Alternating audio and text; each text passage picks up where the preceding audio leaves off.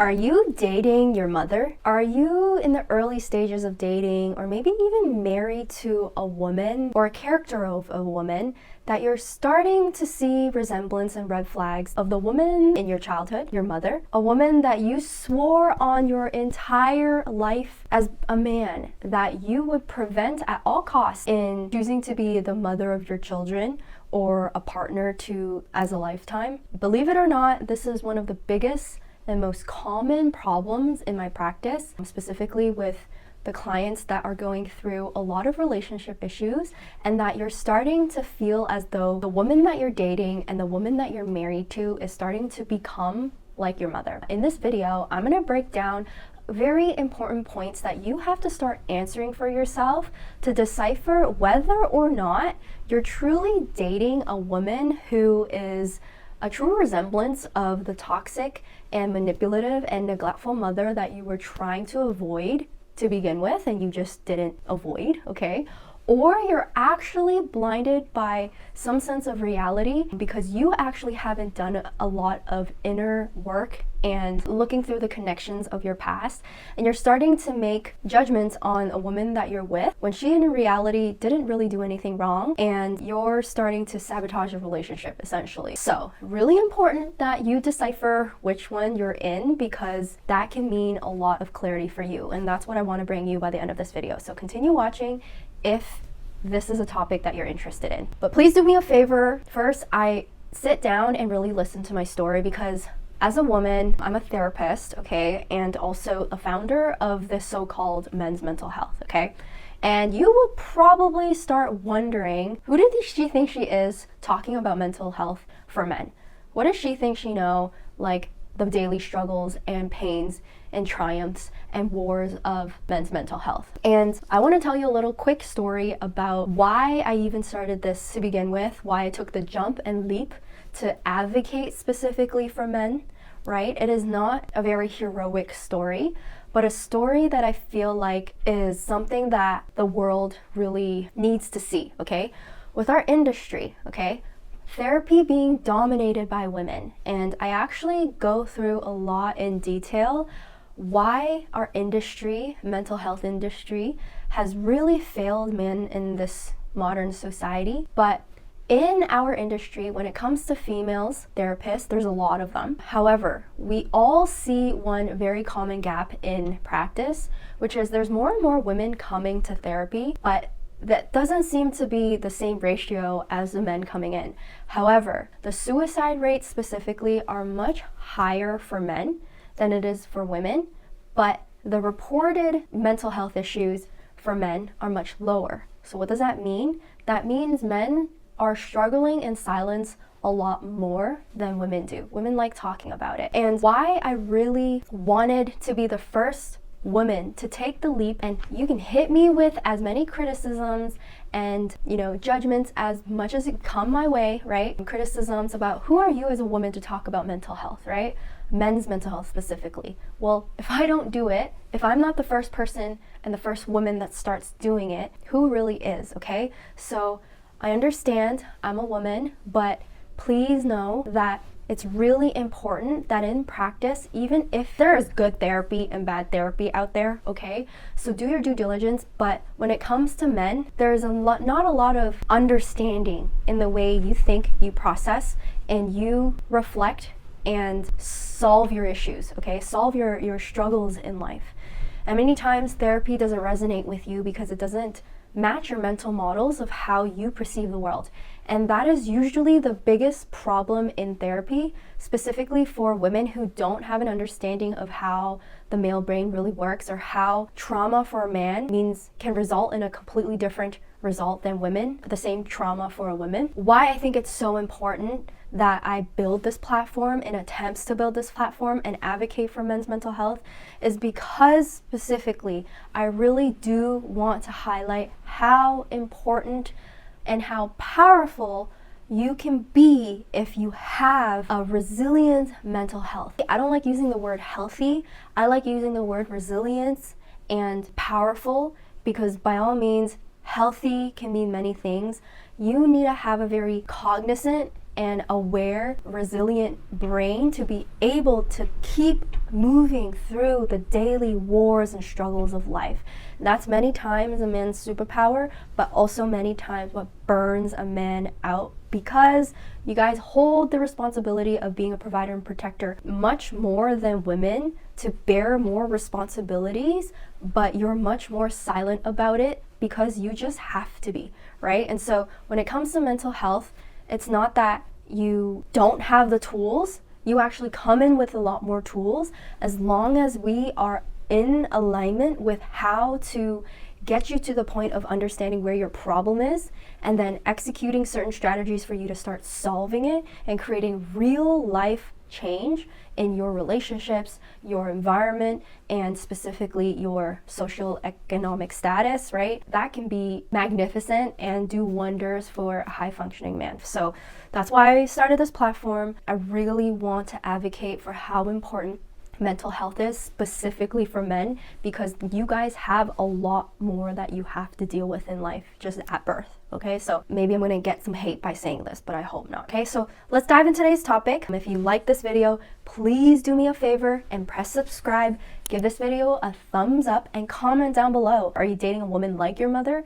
Tell me your story down below, and I'm really going to try my best to go through all the comments and answer, okay? So, everyone wants to fall in love. Love is probably the one universal language that all humans can understand without any words. You don't need to learn another dialect to be addicted or crave or even need a sense of love and belonging. However, are you starting to feel as though this love that you're in, or the relationship that you're in with your girlfriend or your wife, is being dangerously familiar? What I mean by dangerously familiar is she resembling a woman in your past, a parent figure, a parental figure, a mother specifically, that you swore to your deathbed that you are going to avoid at all costs? If that is exactly how you're feeling right now, I'm going to dive into some very important key points to hopefully help you gain some clarity as to whether or not that's true, okay? Or at least getting some more clarity into your situation. So the first point that I always sit with my clients to decipher is whether or not what you're experiencing is a real reality, or it's kind of fake and facade and made up. Actually, ethical practice in therapy is that your client is the expert of their own life, and you should never make judgments. However, I need to be the devil's advocate whenever I dig into this. So is this a real thing, or is this something that you've made up in your head? So what does that break down into this topic is, if you're starting to feel like the woman that you're dating is like your mother, you could be experiencing two things. Number one in this scenario is projection, and number two is a real replication. So how do you decipher which one you're at, okay? You really have to answer this before you can move on, okay? So when it comes to projecting, many times when you're in a relationship with a woman that you care deeply about, okay? You're starting to really fall in love, or you're already in love with her, okay? And what that means in your behaviors and your thoughts and feelings as a man is essentially you're scared to lose her. You're scared that one day she's going to abandon you. You're scared one day that she's going to suddenly be unhappy and leave you, okay? That's what love does to you, okay? You wouldn't be in love if you didn't have a sense of fear of losing someone, okay? So when it comes to projection, sometimes a very intense feeling of love and care for someone can initiate protective mechanisms that you subconsciously might not even be aware that it's being ignited, okay, in your body, that it's starting to make the environment in which you live in extra familiar. And what that means is you're starting to project your childhood onto environment and the woman that you're with. And what that does is it essentially creates the reality that you don't want, which is she's starting to seem like your mother. Okay? Because many times you care about that woman so much, which then results in you triggering a part of you, okay? I dig deeper in this part about understanding what trigger it is, but it triggers a part in you that subconsciously, that feeling of love triggers past experiences of your mother, okay? They're the first person that you care deeply about or wanted validation from, okay, or reassurance from. And in your actions afterwards and your perception of the world afterwards can seemingly make you do things that you otherwise wouldn't have done if you had clarity about this. So you start thinking like she's doing something to hurt you. You start thinking and overthinking and reading in between the lines that she didn't call you that day because she must have gone out drinking with another man like your mother once did. So you start making these connections in your head without it actually even being a reality, okay? So sometimes that's what projection does, okay?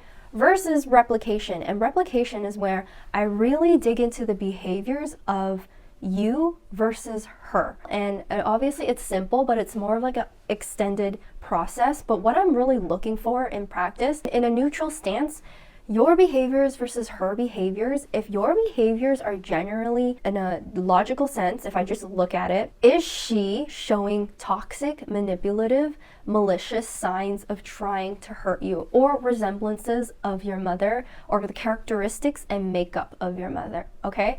So what I try to do is I try to negate all sense of responsibility that you have for her or you have for the problem first. I detach it and I try to look at her characteristic versus your characteristic in a very neutral stance. And if I see that there are signs in which her character flaws shine through your neutral and more positive functional characteristics, that might be a sign that there are controlling, and I don't love using the word, but narcissistic tendencies in the woman that you're dating. So before I dig deeper into your scenario or try to help you dig into your scenario a little bit more, if you're starting to feel like you're dating your mother and you're trying to see if this is a reality, I need to dig into the science a bit more. This might be boring, but it's going to be helpful. So please don't click out if this is something that you're interested in, because you need to know this. Knowledge is power, okay? So when it comes to your first parental figure, and many of the times in popular culture, there's the term attachment style.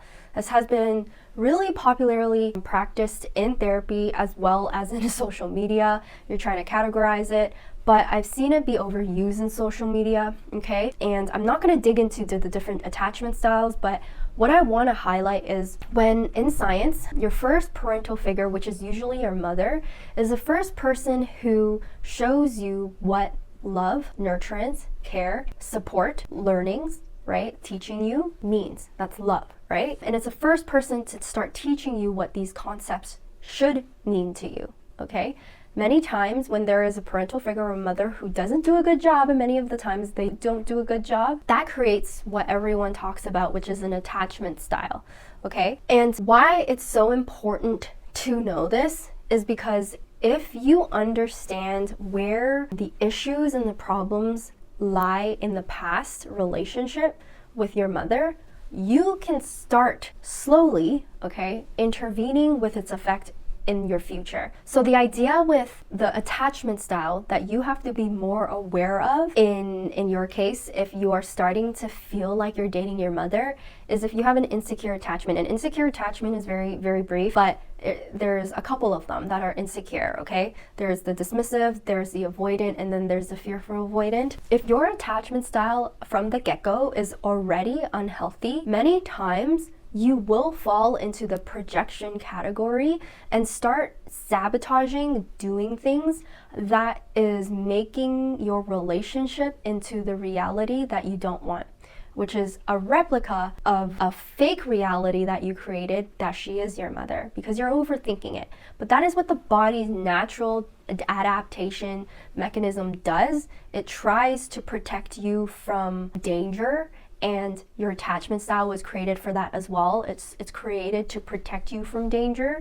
And what was dangerous for you in the past was this idea of love, okay? This concept and the symbolism of love, which your body's basically telling you, hey, danger, react this way. And really important, and this is many times where a lot of my clients also start therapy, understanding how to re-navigate and rewire your post-trigger behaviors.